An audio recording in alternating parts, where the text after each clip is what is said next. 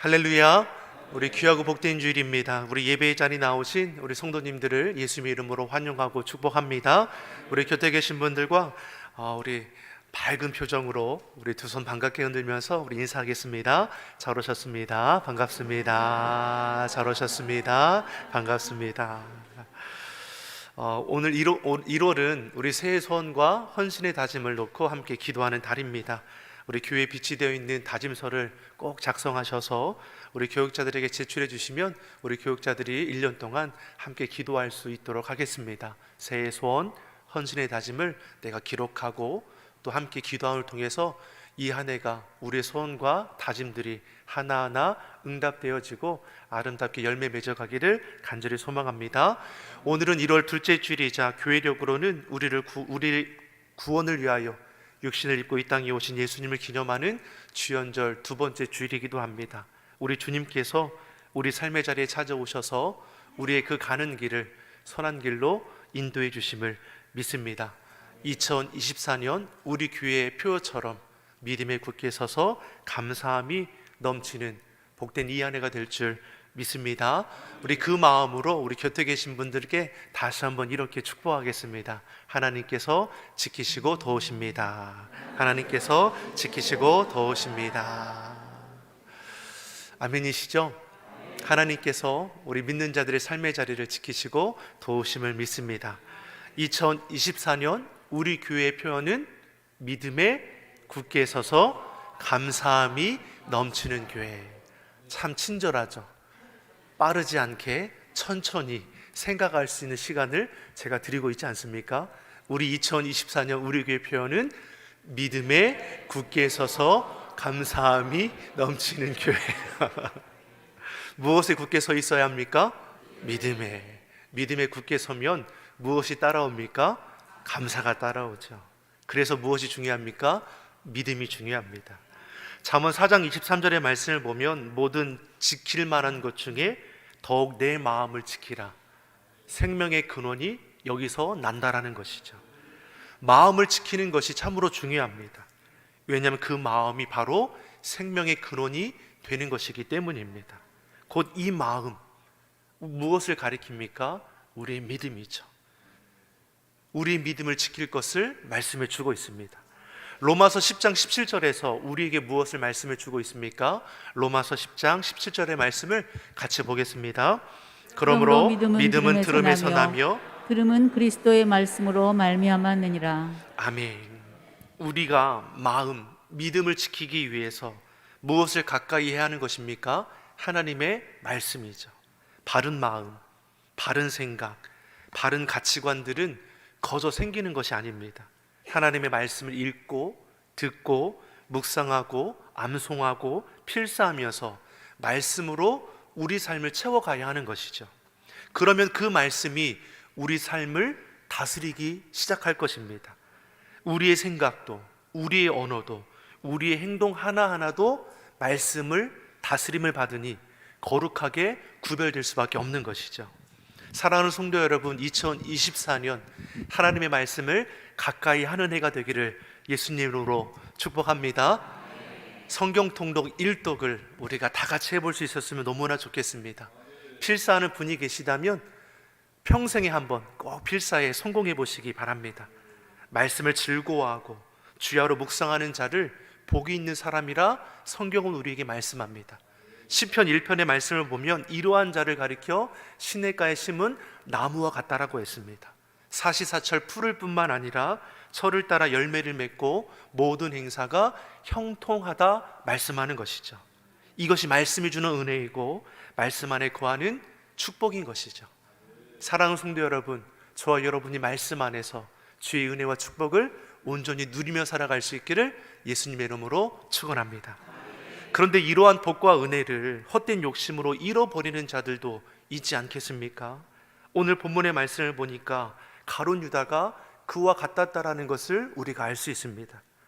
예수님이 겟세마네 동산에서 기도하시던 밤에 가룟 유다는 로마 군병과 성전 시위대를 데리고 와서 예수님을 결박하게 하는 것이죠.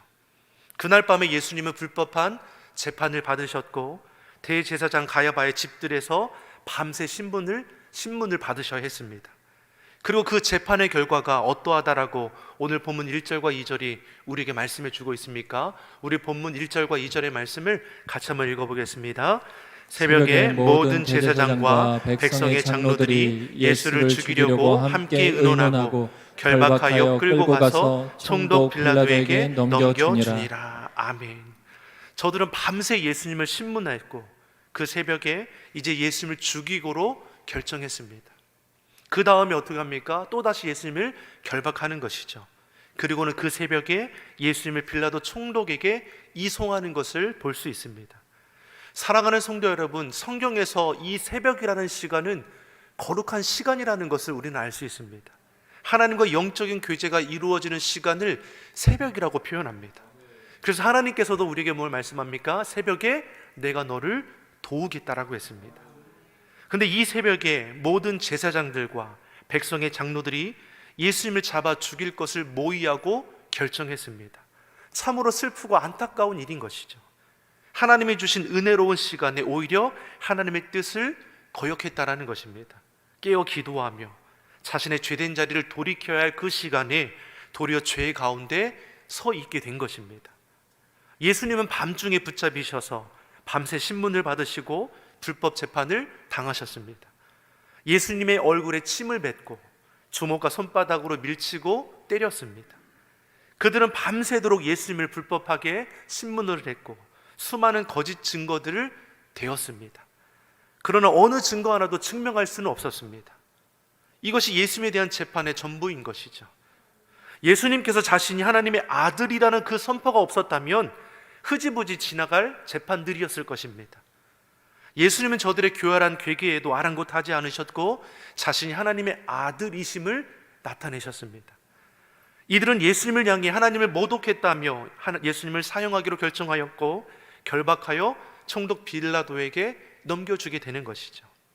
왜냐하면 이들에게는 사형을 집행할 그 어떠한 권한도 없었기 때문입니다. 이 모든 과정 속에서 예수님은 자신이 하나님의 아들이라는 사실 말고는 그 어떠한 말씀도 하지 않으셨습니다. 예수님은 침묵하셨고 하나님의 구원 계획에 순종하셨습니다.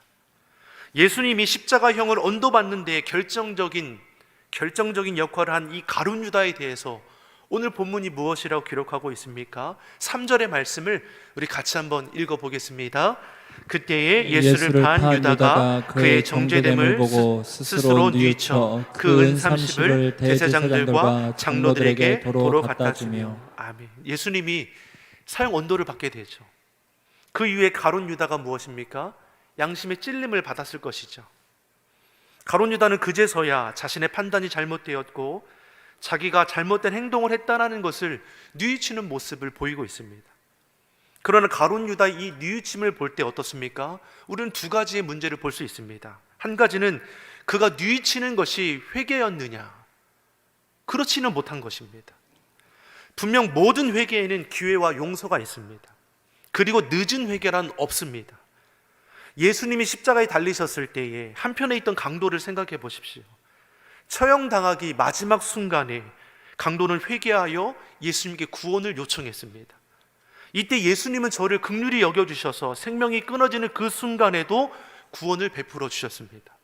이것을 보면 늦은 회개라는 없다라는 것이죠. 그런데 본문에서 가룟 유다의 뉘우침은 우리가 회개라고 볼 수 있는 것이냐? 그렇지 못하다라는 것입니다.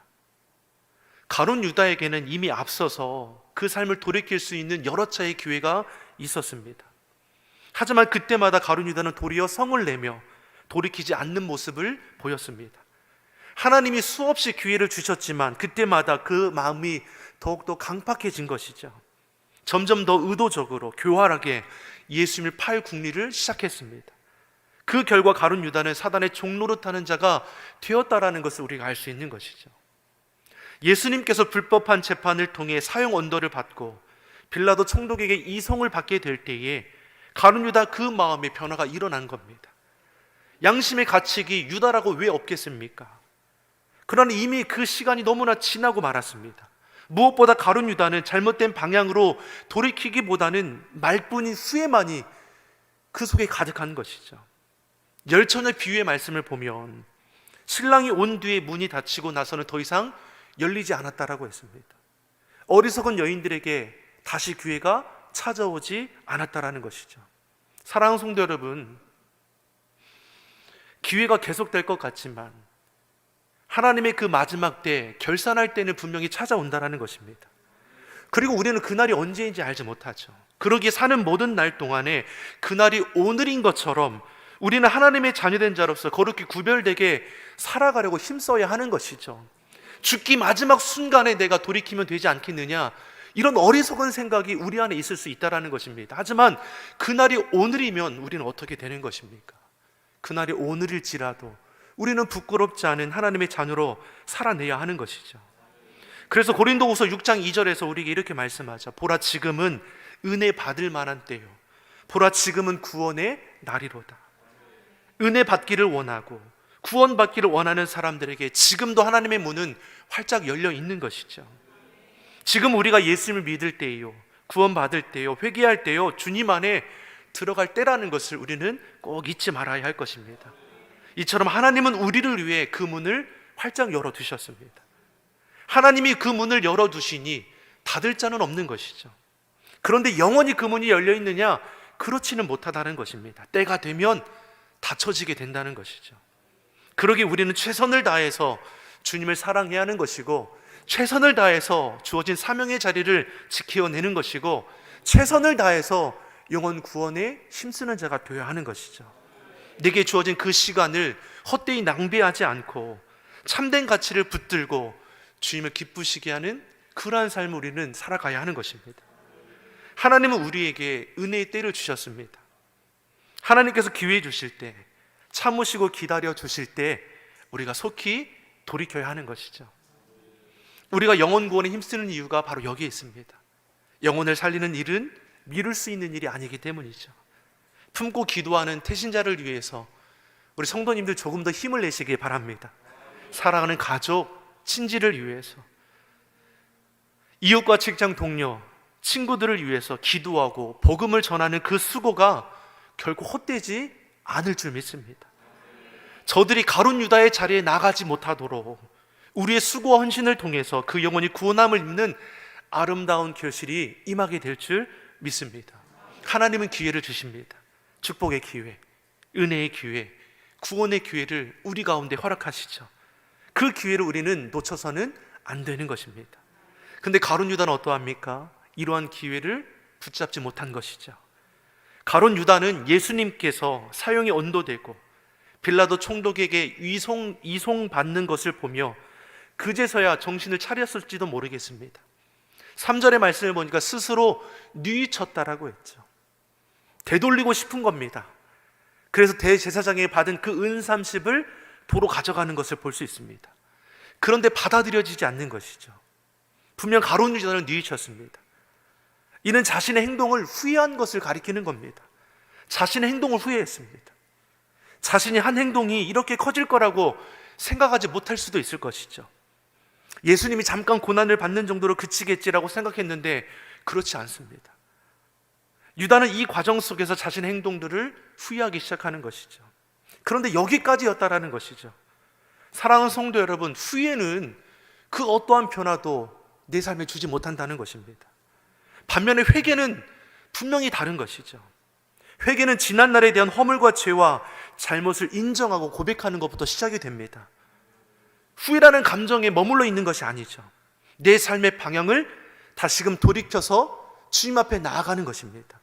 하나님께로 돌아가는 것이죠. 사랑하는 성도 여러분, 후회하는 인생이 아니라 회개함으로 주님 안에 거하는 인생이 되기를 예수님의 이름으로 축원합니다. 가룟 유다는 자신의 행동을 뉘우치는 후회는 했지만 자신의 죄를 하나님께로 고백하고 용서를 구하는 회개에 이르지 못한 것입니다. 이것이 유다가 구원받지 못하고 멸망하게 되는 이유인 것이죠. 그가 은 30을 가지고 누구를 찾아갑니까? 대제사장을 찾아갑니다. 제사장을 찾아간다고 지은 죄가 용서받는 겁니까? 은 30을 받기 전으로 돌아갈 수 있는 것입니까? 4절에 저들이 뭐라고 말씀하고 있습니까? 4절의 말씀을 우리 같이 한번 읽어보겠습니다. 이르되 내가 무지한 피를 팔고 죄를 범하였도다 하니 그들이 이르되 그것이 우리에게 무슨 상관이냐 내가 당하라 하거늘. 대제사장과 장로들을 찾아갔죠. 은 30을 되돌려 주고 돌이키고자 합니다. 이때 저들이 가룟 유다에게 하는 말이 무엇입니까? 네가 지금 내가 지은 죄가 우리와 무슨 상관이 있느냐? 네가 지은 죄가 우리와 무슨 상관이 있냐는 것이죠. 네 죄가는 네가 당하라고 말합니다. 우리는 여기서 영적인 교훈을 하나를 우리가 얻을 수 있습니다. 죄를 짓게 한 자들은 결코 그 죄에 대한 책임을 지지 않다라는 것이죠. 어떤 사람이 나를 유혹하고 선동해서 죄를 짓게 했다라고 합시다. 이렇게 하면 돈을 많이 벌 수 있다. 이렇게 하면 너가 바라는 소원하는 일들을 가질 수 있다. 원하는 것을 가질 수 있다는 그 여러 가지 유혹으로 우리를 죄 가운데 빠지게 만듭니다. 그리고 나서 우리가 어려움을 놓여 있을 때 그 죄를 저들이 대신해 주는 겁니까? 아니죠. 유다에게는 제사장과 장로들이 그러했습니다. 그리고 따지는 거죠. 당신들이 나로 죄를 짓게 한 것이 아닙니까? 당신들이 나로 죄를 짓게 한 것이 아닙니까? 그러니까 책임지라는 것이죠. 그런데 내 죄가를 누가 대신할 수 있는 겁니까? 저들은 처음에는 달콤한 말로 유다를 유혹했을 것이죠. 그리고 일은 벌어졌습니다. 때 늦은 후회로 돌이키고자 하지만 저들이 하는 말은 그것이 나와 무슨 상관이 있겠냐라는 것이죠. 충동은 내가 했지만 행동은 네가 한 것이 아니냐. 그러니 네가 당하라는 것이죠. 이것이 죄의 본질입니다. 아담과 하와에게 사단이 유혹하죠. 하나님 먹지 말라고 한 선악을 알게 하는 열매를 먹게 했습니다. 하나님은 분명 그 열매를 먹으면 정령 죽겠다라고 말씀했지만 사단이라는 뱀은 뭐라고 유혹합니까? 그것을 먹으면 눈이 밝아져 하나님처럼 된다라고 속인 것이죠. 그래서 먹었습니다. 눈이 밝아졌죠. 자신이 죄인이라는 것을 깨달아 알고 숨게 되었습니다. 하나님과 관계가 끊어졌습니다. 영적인 죽음이 찾아온 것이죠. 사단이라는 뱀이 책임져 줍니까? 아니죠. 달콤한 것으로 유혹하지만 그 죄가는 아담과 하와가 감당해야 하는 것이죠. 사단 마귀는 우리를 죄로 이끌어가는 악한 자이지 책임져 주는 자가 아닙니다. 우리 인생을 영원까지 책임져 주시는 분은 오직 예수 그리스도, 우리 주님이죠. 우리가 이 땅에서 내가 속한 조직을 위해 열심히 일합니다. 때로는 법에 어긋난 일을 지시받을 수도 있다는 것이죠. 그것을 충성이라 생각하면서 불법한 일을 행하는 이들도 이 땅에 있지 않습니까? 그런데 그로 인해서 곤란한 일을 당하게 되면 그 조직이 그 인생을 책임져 줍니까? 아니죠. 그것이 나와 무슨 상관이 있느냐? 네가 지은 죄 아니냐? 네가 감당하라 하지 않겠습니까? 이것이 죄의 본질이고 죄의 속성인 것이죠. 유다가 후회가 아닌 회개의 자리에 섰다면 그 결과는 분명히 달랐습니다. 후회에 머물러 있다라는 것을 우리가 어떻게 알 수 있습니까? 5절에 그 행동이 어떠했습니까? 5절의 말씀을 우리 같이 한번 읽어보겠습니다. 유다가 은을 성소에 던져놓고 물러가서 스스로 목매어 죽은지라. 유다는 그 돈을 성소에 던져놓고 나가서 목을 메어 죽었습니다. 유다는 끝까지 무책임했고 주님의 마음을 한 톨도 생각하지 못했습니다. 베드로도 예수님을 배신했지 않습니까? 앞서서 예수님을 저주까지 하면서 모른다 부인하고 도망쳤습니다. 사명의 자리를 떠나서 이전의 고기잡이로 돌아갔습니다. 허송세월 보내고 있는 것이죠. 이때 부활하신 예수님께서 베드로를 찾아가셨습니다. 베드로는 후회가 아닌 회개를 통해서 주님께로 그 마음을 돌이키는 것을 볼 수 있습니다. 제가 주님을 사랑합니다. 제가 이 사람들보다 주님을 더 사랑합니다. 제게는 주님밖에 없습니다. 베드로는 후회로 그 인생을 끝내지 않았습니다. 회개하여 그 삶을 다시금 주님께로 돌이켰습니다. 이후에 베드로는 성령 충만함을 받고 위대한 사도로 쓰임받게 됩니다. 반면에 가룟 유다는 후회에 머물러서 그 생명을 스스로 끊어버렸습니다. 우리는 여기서 참된 회개와 거짓 회개를 구분할 수 있는 것이죠. 양심의 찔림을 받아 뉘치고자 하는 양심에 이끌리는 회개는 내 마음 편하고자 하는 거죠. 그 어떠한 변화도 없는 것입니다.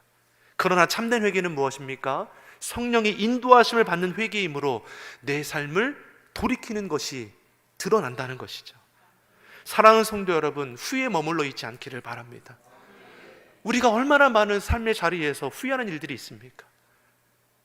하지만 후회로 머무르는 것이 아니라 내 죄된 자리를 온전히 고백하고 철저히 회개함을 통하여 후회를 벗어버리고 참된 가치의 삶을 살아갈 수 있도록 우리의 방향을 온전히 주님께로 돌리는 은혜가 있기를 예수님의 이름으로 축원합니다. 이어서 6절에서 8절의 말씀이 우리에게 이렇게 말씀해 주죠. 6절에서 8절의 말씀을 우리 같이 한번 읽어보겠습니다.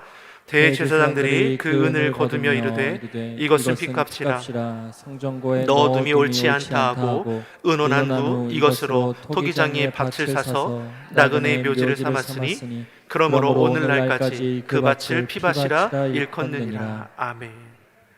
은 30은 예수님을 체포할 수단이 되었던 돈입니다. 유다가 이 돈을 성전에 던져두고 목매어 죽었습니다. 아무리 저들이 돈을 좋아한다고 해도 이 돈은 불편한 돈이죠.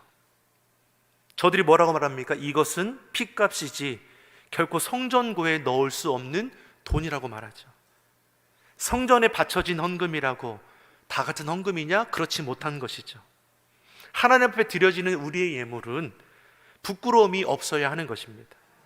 신명기서 23장 18절의 말씀을 보면 창기에 번 돈과 개 같은 자의 소득은 하나님 전에 가져오지 말라. 이는 여호와께 가증한 것이라. 믿는 자는 땀 흘려 수고하여 정직하게 돈을 벌어야 하는 것이고 자원함으로 감사함으로 기쁨으로 주님 앞에 드려지는 예물이 되어야 하는 것이죠. 사랑하는 성도 여러분, 하나님은 우리의 겉모습을 보지 아니하시고 우리의 중심을 살피십니다.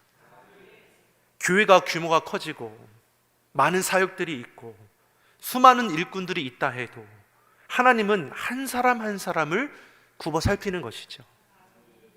하나님은 우리를 여러 사람 중에 한 사람으로 보는 것이 아니라 이 세상에 오직 한 사람만 있는 것처럼 우리 한 사람 한 사람을 살피시고 돌보아 주시는 것이죠. 하나님은 우리를 천하보다 귀하게 여기시고 우리의 믿음을 기뻐하십니다. 하나님의 은혜와 사랑 가운데 후회 있는 인생이 아니라 하나님께 귀하게 쓰임받는 인생이 되기를 예수님의 이름으로 축원합니다. 분명 회개에는 늦은 때라는 없습니다. 가지 말아야 할 곳을 가고 하지 말아야 할 것을 하고 품지 말아야 할 것을 품을 때 하나님께서 우리를 너무나 사랑하셔서 성령을 통해 우리로 깨달아 알게 하실 것입니다. 그때에 깨닫게 하신 그 사랑 안에 감사하며 회개함으로 돌이키는 은혜가 있기를 바랍니다. 죄는 우리의 시선을 하나님께로 멀어지게 하지만 회개는 우리의 시선을 하나님 앞에 고정하게 하는 것이죠. 참된 회개를 통해서 우리 삶을 온전히 주님 앞에 내어 맡기는 신실한 삶을 살아내는 우리 모두가 되기를 예수님의 이름으로 축원합니다. 기도하겠습니다. 좋으신 아버지 하나님, 2024년 새해를 우리에게 허락하여 주시니 참으로 감사합니다. 이 한 해에 우리 모든 주의 성도들이 믿음에 굳게 서서 감사함이 넘치는 삶이 되게 하여 주시옵소서. 주님을 향한 온전한 믿음, 견고한 믿음을 더해 주셔서 삶의 자리마다 주의 말씀과 기도로 온전히 세워가기에 부족함이 없게 하여 주시옵소서. 죄된 자리는 거절하게 하여 주시옵시고 우리 삶을 통해서 오직 주님께만 기쁨이 되며 영광이 되게 하여 주시옵소서. 감사드리며 예수님의 이름으로 기도드립니다. 아멘.